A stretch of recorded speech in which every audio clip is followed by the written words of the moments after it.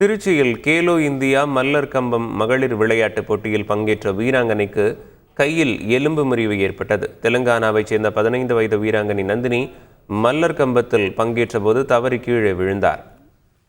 இதில் அவருக்கு வலது கையில் எலும்பு முறிவு ஏற்பட்டது.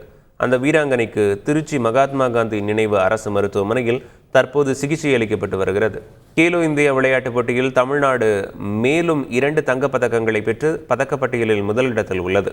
செங்கல்பட்டு மாவட்டம் மேலக்கோட்டையூரில் உள்ள தமிழ்நாடு உடற்கல்வியியல் மற்றும் விளையாட்டு பல்கலைக்கழகத்தில் கேலோ இந்தியா இளைஞர் விளையாட்டுப் போட்டிகள் நடைபெற்று வருகிறது. இதில் மகளிருக்கான 500 மீட்டர் சைக்கிளிங் போட்டியின் தனிநபர் பிரிவு மற்றும் மகளிருக்கான 1000 மீட்டர் சைக்கிளிங் போட்டியின் குழு பிரிவில் தமிழகத்திற்கு தலா 1 தங்கப்பதக்கம் கிடைத்துள்ளது. ஏற்கனவே 4 தங்கப்பதக்கங்கள் உள்ள நிலையில் மேலும் 2 தங்கப்பதக்கங்களை தமிழ்நாடு வென்று பதக்கப்பட்டியலில் முதலிடத்தில் நீடிக்கிறது. ரஷ்யாவின் மாஸ்கோ நகரில் பிப்ரவரி 28 முதல் மார்ச் 5ஆம் தேதி வரை சர்வதேச மகளிர் ஊஷு சாம்பியன்ஷிப் தொடர் நடைபெற்றது.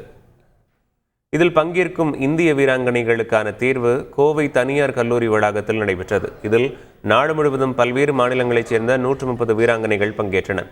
கேலோ இந்தியா போட்டிகளில் வெற்றி பெற்ற வீராங்கனைகள் சர்வதேச தொடர்களின் தகுதி போட்டிகளில் பங்கேற்பது மகிழ்ச்சி அளிப்பதாக ஊஷு அமைப்பின் அகில இந்திய செயற்குழு உறுப்பினர் சபீர் தெரிவித்துள்ளார். செய்திகளை உடனுக்குடன் தெரிந்து கொள்ள உடனே சப்ஸ்கிரைப் பண்ணுங்க.